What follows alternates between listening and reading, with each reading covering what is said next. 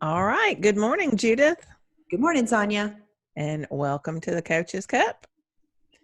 This morning, we are kind of following up from last week because really, when it comes to Overwhelm has a little sister, and her name is Procrastination. And they really are connected. Both of them come from perfectionism. Mm-hmm. Something that we see in society in our daily lives all the time. Yeah. I know I see it. I see it with students expecting A's. Mm-hmm. You've got to, everybody's got to get an A. Um, so I see it sometimes in my own life. I was going to say, I Procrastination. was like, Sonya, I was that student.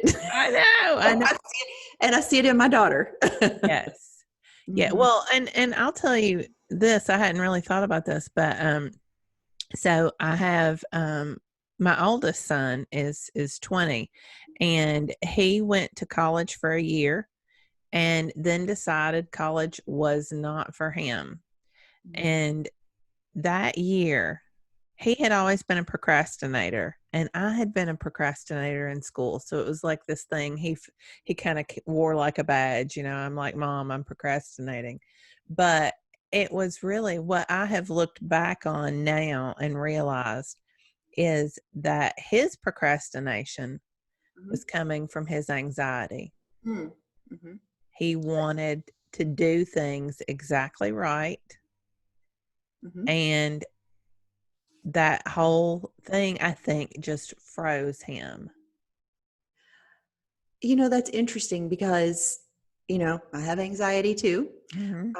And like, I don't know, like going on a limb here, trying to tease this out live time. Yeah. But, um, I can certainly see where the tendency, how they fuel each other, procrastination, overwhelm, and anxiety just being like a big ball of yarn, and one just Yeah. keeps building Yeah. when Yeah. and taking some steps forward will totally serve you in unwinding Yes. that yarn. Yeah. Yeah. And I he's the one that came up, but I have students who deal with this all the time. They, wait till the last minute to do a task. Mm-hmm. We wait till the last minute to do a task. Yeah. I have things in my job every day that there are things I want to do and I'm excited about doing. And then there's things that really need to get done that I'm not so excited to do. So I just throw those in the back drawer, or in the bottom drawer and close them and hope that they don't come back. But that's the sneaky part of procrastination. Yeah. And I could totally see, I'm thinking about your son. I'm thinking more about this anxiety, and where when you procrastinate and you're giving time, you're giving yourself more time to get anxious because the work is coming. Where if, Brooke talks about, that Dan Sullivan Hmm. teaches her, to do 80% of the work up front. Yeah. 80% of the work up front, which we're going to talk more about this in a bit, and then going into refining when you have time. So I was thinking, what a gift that would be for our children and ourselves to Yeah. knock it off 80%. And it falls into my favorite concept is B minus work. Yeah, we're really jumping ahead of ourselves. That's what I started realizing as soon as I started talking about my son. But let's back up a little bit and talk about we began by connecting this to overwhelm, and we talked a little bit. I don't know if we specifically explained the motivational triad last week, but we referenced it at least. Can you ever explain it too much? Because truly, like, you've got something going on, a behavior you're not engaging in or doing, it's probably going to fall into one of these categories that you're going to have to manage your mind around. Yeah. So our brain, being the brain that it's been, seeks pleasure, Mhm. avoids pain, and saves energy. That's the mode it wants to be in all the time. That's what's gotten us here. That's what kept us safe Mhm. at periods in our lives when we needed to be kept safe from lions and tigers and bears. Oh my. Right. And so it really served us.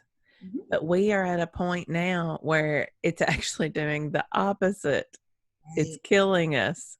Right. We're creating too much comfort for ourselves. Yes. Who Mhm. knew that was possible, right? Right. So procrastination often comes to because we want to save energy. We want to avoid pain. We don't want to do something, it could be the smallest thing.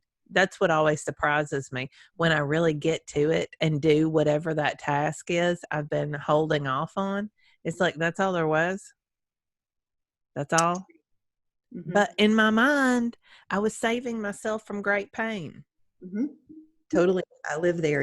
I live in that zone, and it's a constant, um, it's a effort and realization that just taking some steps forward will totally get myself out of that. Yeah. Mhm.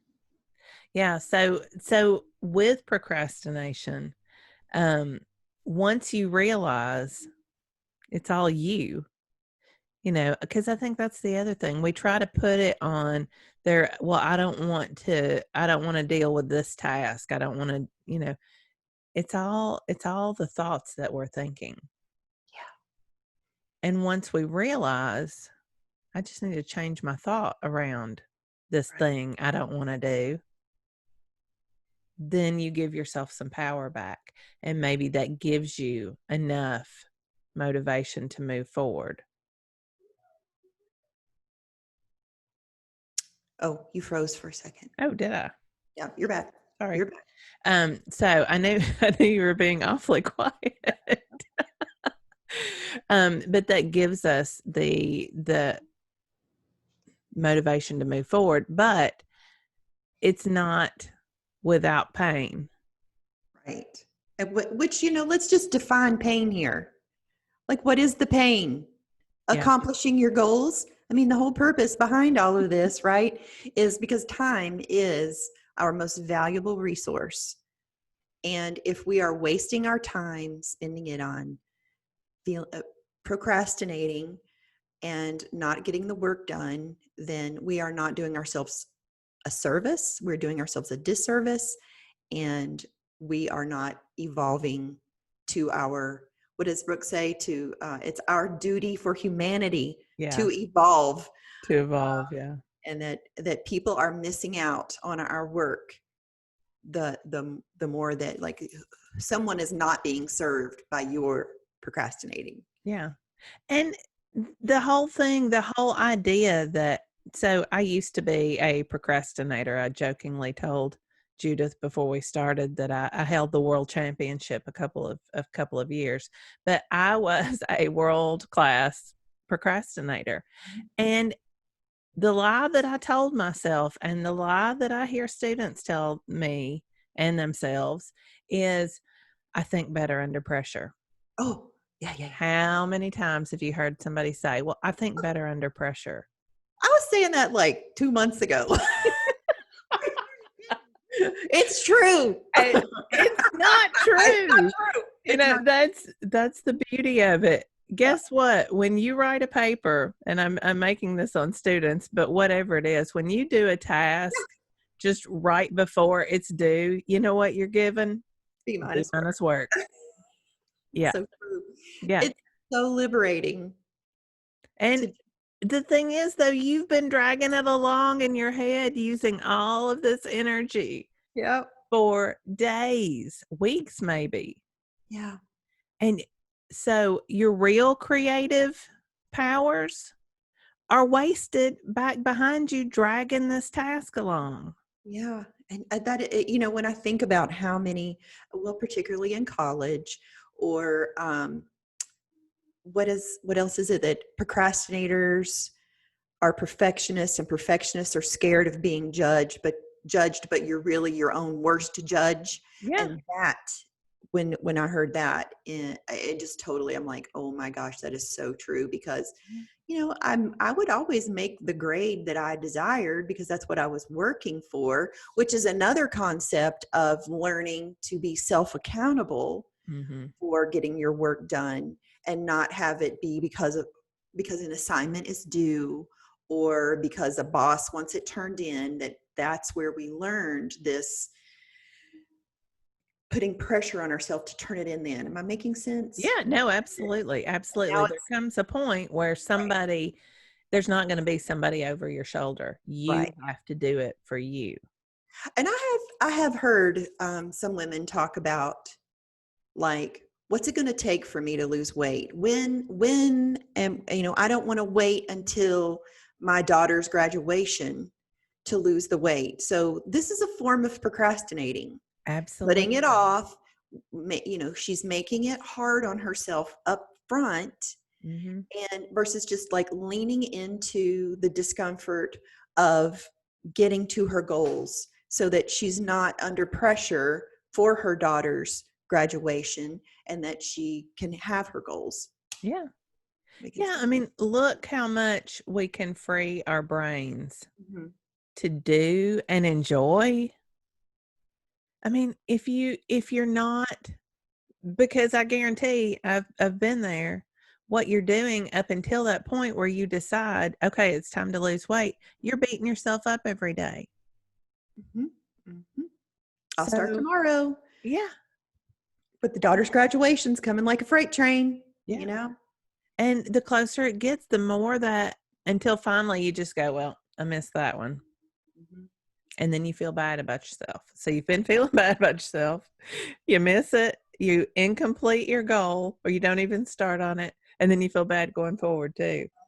Right. It's like, how much negativity can we find to drag us down? Yep. So true. I've been guilty of that too in the past. I think it hasn't been me either. I think a lot of people live this way. And if we just realize either way, the task has to be done, or it doesn't, and then we have a bunch of incompletes. Which, wait a minute, in of itself is imperfection. So the irony of being a perfectionist with incompleted tasks.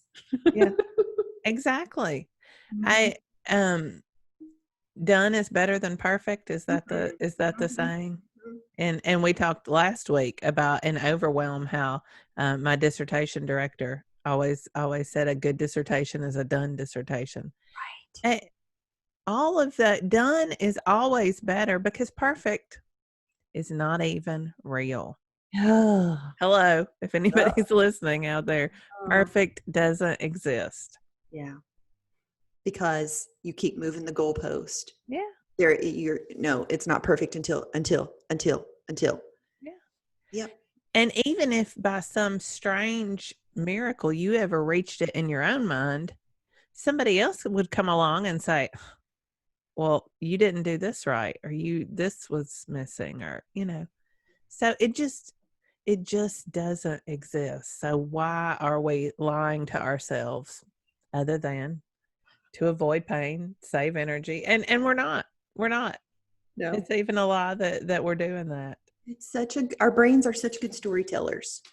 Such good stories. I was coached on perfectionism probably 6 weeks ago. Like, it's not, this is all super fresh for me. Letting go of and realizing how much I put it in my daily life. So I don't know. I just want to let our listeners know that we've been there. Yeah. I totally get it. I think most of us live in that space, and we really have to work, because it's, depending on how many years you've been practicing it, it's really deep. That groove is pretty deep in our brain. And it takes some major work to get past that, to realize that I just need to give up the story. It's not serving me. Yeah. Get outside your brain. Yeah. And then I think one of the last things that I would leave you with is to start practicing moving past procrastination by thinking of a task every day, the night before, when you do your journaling, whatever you're going to do. Think of a task that needs to be taken care of that you've been putting off, Hmm. and put that on your calendar for the first thing the next Wow. day.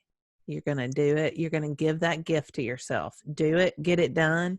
The feeling, oh, the feeling is so good, and it will power you through the rest of your day. I love that, Sonya. I may have to try that myself. I know. I mean, it's something that I try to practice because it gives you the energy. That's the funny thing, you get this energy burst from feeling, from doing something you didn't want to do. It's not there. It's not hanging on you anymore. Hmm. And it makes you feel good about your whole day. So every day, just give yourself the gift of getting one little task you didn't want to do out of the way first thing in the morning. Yeah, and it could get you warmed up for the day too, like feeling Right. accomplished. Yeah. What Yeah. else do I want to tackle? What else did I not want to do? That wasn't so hard. I've Yeah. been putting that off. Like so many times I've done that myself. Like, why did I put this off? Yeah. Um, I think if I could leave our listeners with, like, just be willing to be open to the feeling of discomfort, like leaning into knowing that it's going to feel, is it going to feel counterintuitive? Is that what I want to say? Like it's going to feel uncomfortable, but in the end it's going to be worth it. Yeah. And to go ahead and do that B- work, and you can apply that to your weight loss today. Weight loss is not perfect. Weight loss is not a straight line down. Um, just like anything else, right? And to just start and get 80% of it done, whatever it is, and then focus on refining your work and making it better. If you want to, it's an option. Yeah. But if you can accomplish 80% in the fastest amount of time, whatever is on your time blocking, or if it's your weight loss, or if it's your menu planning or your day, like, which these are all things I'm just thinking about my own day. Like, Oh, I need to yeah. work on my meal prep for the weekend. If I just got 80% of it done, I'd be golden. Yeah. I mean, food planning is a big thing because I'm like, Mhm. well, what if I want something different? Well, what if I'm not going to be in the mood for that? Yeah. That's it's telling yourself that there's some perfect answer up ahead. Just like if I let myself wait to write this paper, I'll come up with all these brilliant ideas. It's the same thing. It's a lie. It's a It's a lot. lie your brain tells yourself. Write the And meal plan and then honor the meal plan. right, because your good brain had your back. Yeah. You made that choice. Don't trust that, you know, 7 p.m. brain. Yeah. No, It, my 7 p.m. brain. She's useless. she doesn't make decisions for you. No, not well. Yeah. All right. Anything else? Oh, um, I'm trying to think if there's what all's going on. No, I think it's all good. Okay.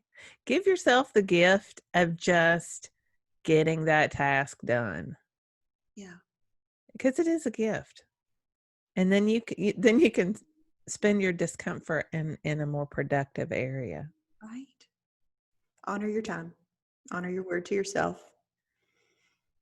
All right, Judith. Until next week, I'm Sonya Green from SonyaGreenCoaching.com. And I'm Judith Fender. We'll see you later. Bye.